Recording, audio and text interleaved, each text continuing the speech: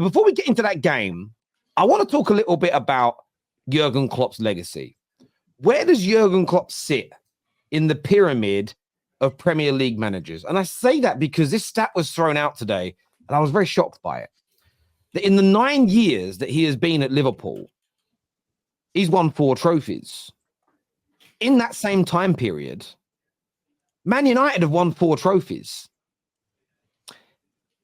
I'm not saying they're as big. I'm just saying that it's 4 trophies in 9 years. Where does Jurgen Klopp sit for you all in terms of Premier League legacy? We know Fergie's number 1. I think most would now say Pep is definitely number 2.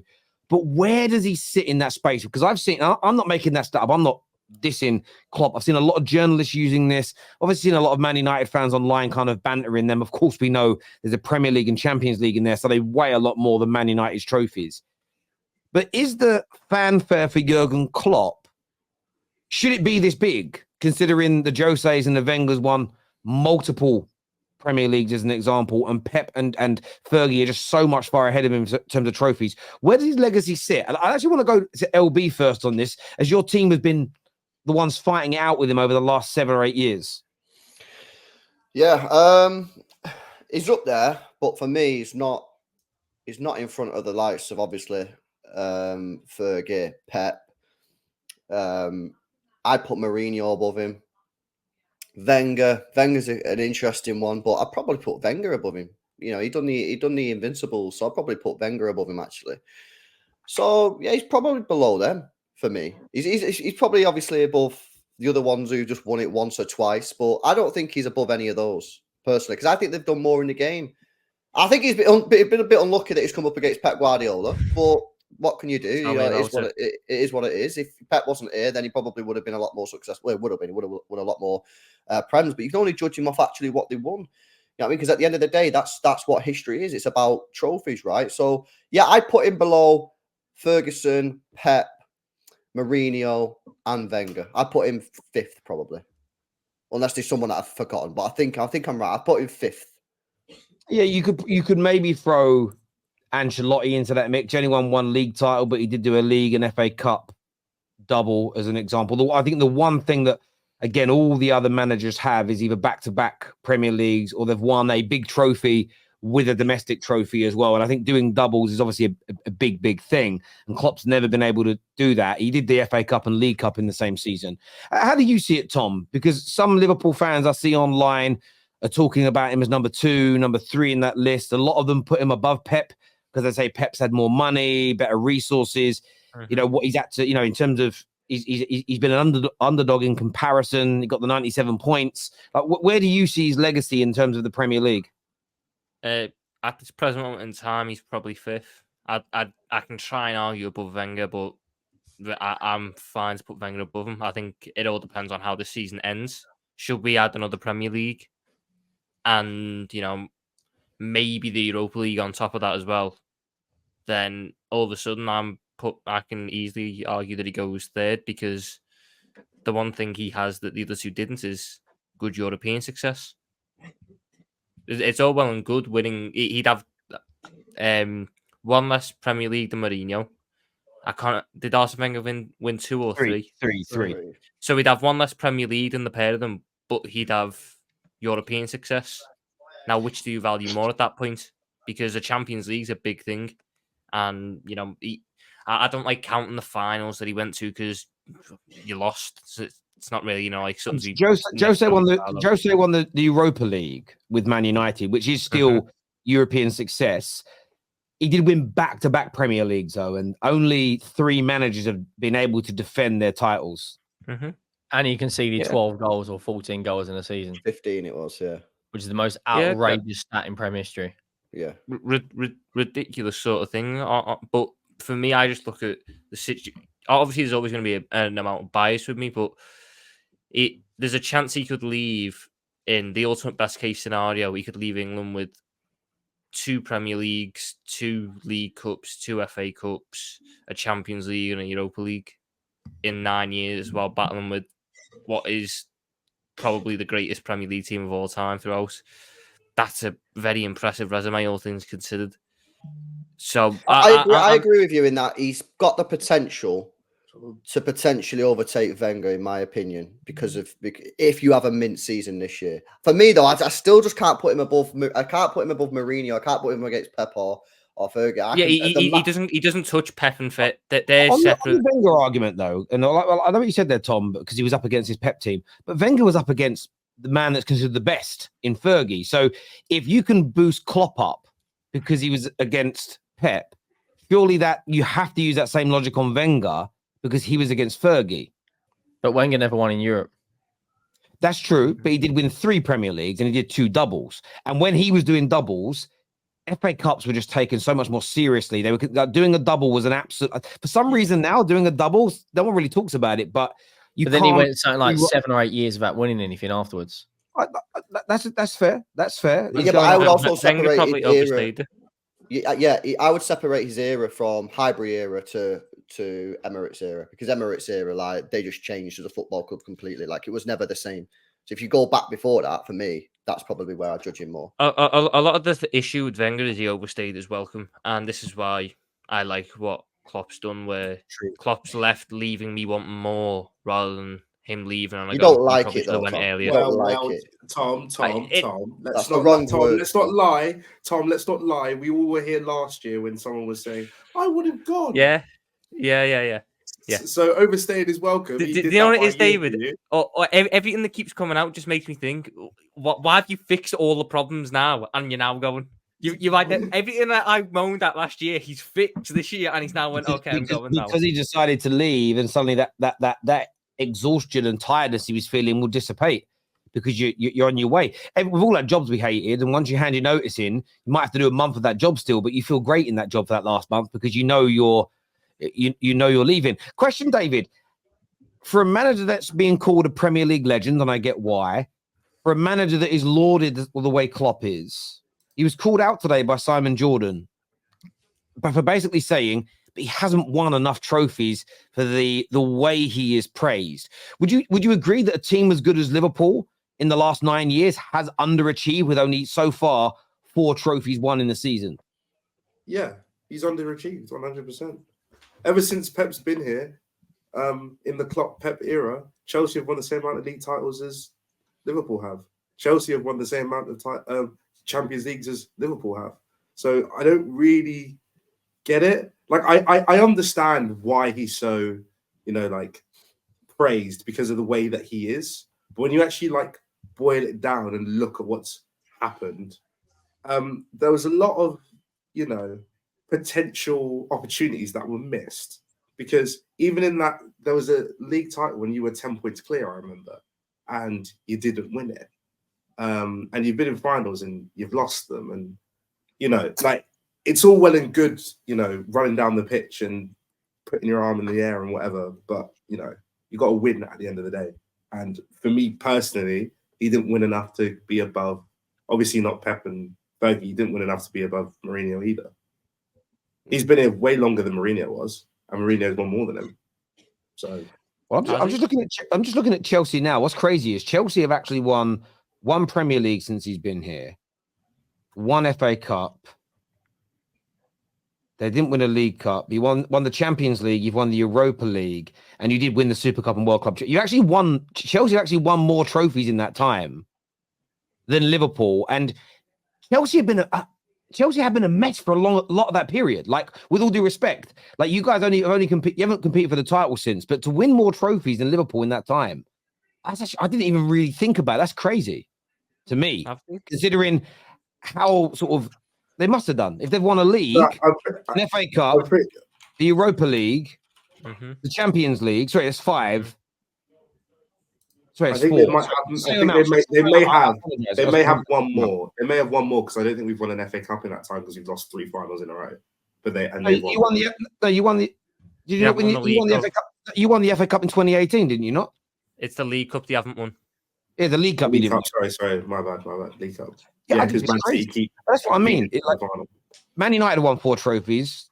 Chelsea won around 4 trophies. Is that an underachievement for a team as praised and as brilliant as Liverpool have been? I think it's because Liverpool have been, in my view, so much better at football than Man United and Chelsea in the last 9 years. I think we'd all agree with that. But to walk away with the same amount of trophies, and with Chelsea one Prem each, one Champions League each. Is that not underachieving? I think it's a fair challenge no. for I some think people. context needs to be applied. So, like the years that Chelsea won those trophies, Liverpool were not competing for them. So they won the league in 16-17 and they won their FA Cup in 17-18, if I remember And rightly. that was Pep's first season as well, so City weren't competing either. Yeah, so like the league was Conte capitalising on Tottenham being the challenger. No. That season, I distinctly remember we got thrashed by Arsenal 3-0 and had to change everything up. It's just that, we innovated at the right time. The FA Cup year, Pep was definitely competing. That was the Centurions year.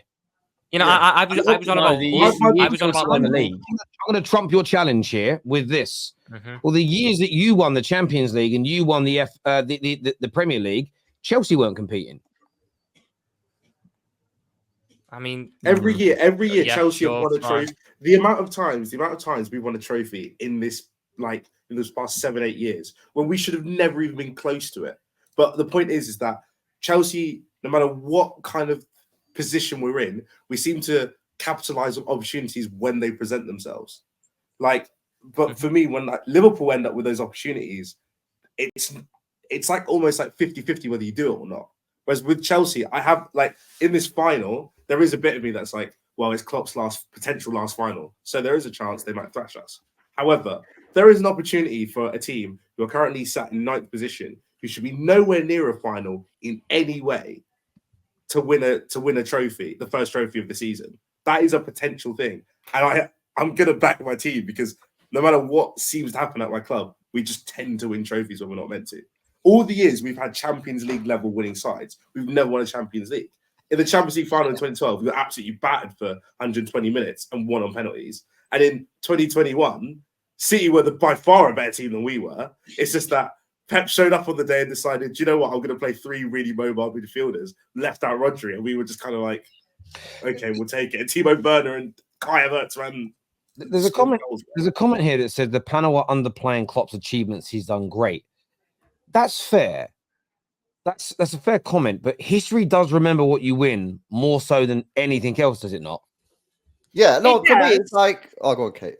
No, I was just going to say it does, but I think I don't think Klopp's being given the credit he deserves. He came into Liverpool and he's changed their whole philosophy. He's changed their ethos. He's brought in good players and made them great players. He's walking away from the club, leaving them in a miles better state than they were when he came in. And at the end of the day, he's been competing against Pep Guardiola and City, which are they're just a phenomenon in themselves. So I think he deserves all the plaudits he's getting. I mean, I'm glad in a way he's going, because I hope it affects Liverpool in a negative way. But I do think as well that Premier League are losing something special with him in walking away. So I think you're being a little bit harsh. History will never be kind to Klopp. History will never be kind to him. But I know what he done. I know what he done for the football club, and that's all that matters to me. I know that when you look at the trophies, when people ask about the trophies at the end, Mourinho will have more, Wenger will have more, Pep will definitely have more, Fergie will have more. That doesn't matter to me. I know that what he done was save this club from being just mid-table fodder, effectively, because that's all we were. We were celebrating 7th place finishes with Emre Can at centre back. They were, turning a corner. He managed to revive that club, revive everything that we were, get the fan base back on side, unite everything. History won't be kind to me. Yeah, we've lost Champions League finals. In an ideal world, Jurgen Klopp's leaving England and Liverpool with 3 Premier League, 3 Champions Leagues, going down as maybe the second best manager. If it wasn't for Courtois' masterclass, you would have battered Madrid. Yeah, I think it's fair to say, what I was going to say before is it's fair to say that Klopp has built an amazing team. Yeah, one of the best teams I've ever seen. But it's also fair to say that he's not won enough trophies, really, that he had with the team. I mean, he lost 2 Champions League finals. He probably should have won some more domestic cups. And he's been, it is difficult. You're up against Pep Guardiola, for me, the greatest manager of all time. And, he's only won 1. So I think it's fair to say, I think both can be true. Yes, he's done really well. Yes, Tom will love him and he'll go down as a legend. But you can also look at it and say probably should have won more. I think the only thing I'll say to that is, out of all them trophies that we missed out on, the only one that really gets me is that Champions League final in 21-22, because we were the favourites going into that one. The rest of them, yeah, they like to win them, but we were never the favourites going against you in the league beyond that 1920 season. And even then, I don't think we were the favourites going in because we didn't buy anyone. And the Champions League that we lost to Real Madrid, I mean, we had to go through qualifiers. We weren't expected to make the semi-finals that year, let alone win it. I would say this. I think in the early years of Klopp, and this is why I brought. There's two reasons I brought this up. I've played devil's advocate here on purpose. The first thing is I don't think he took the domestic trophy serious enough in his first 4 or 5 years. He would play teams, in my opinion, were too weak for those early stages, and he would go out. And I remember at the time saying, in terms of legacy building, every single trophy is important. You want to try and win every single trophy because in the cold, hard light of day, it comes down to how much you've won. But I brought this subject up because I'm so curious today, because I've seen a lot of people online that consider themselves sort of standard FC, trophies are all that matter. And they've kind of defended the fact that, you can't say it's just 4 trophies won. And some people exclude the World Club Championships and the Super Cups because they're essentially, some people look at them as like glorified friendlies. So you can remove and you can keep them, but I think the point still remains the same.